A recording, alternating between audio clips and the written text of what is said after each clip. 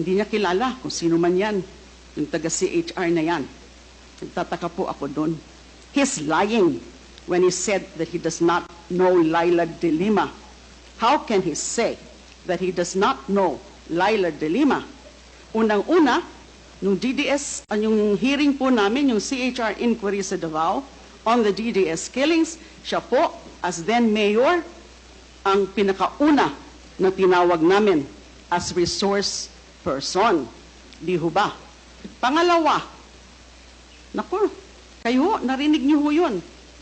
Napakaraming mga okasyon, mga public pronouncements niya na ako ay tinitira niya, ako ay binabastos niya, kung ano-ano yung mga sinasabi niya sa akin, binabantaan din ako. You will rot in jail, Laila de Lima. And isa pang naaalala ko, nakita niyo rin po siguro yun, noon pong first SONA, di ba? Linapitan niya ako, kinamayan pa niya ako, so hindi niya ako kilala. Alam mo yan, for example, ni former ES Salvador Medialdea, na kilalang kilala ako ng dating mayor at ng dating Pangulo. So he is lying. Maraming salamat po. Thank you, Senator. Iba na kasi ang hirdo niya kasi hindi mo kilala.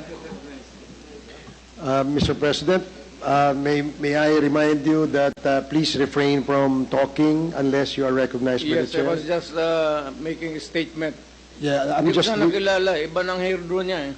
I'm just reminding the Pati yung kulay ng resource buhok. person. So the next to interpolate is Congressman Ernix Junicio. You have 10 minutes. Thank you, Mr. Chair. I might not take that long.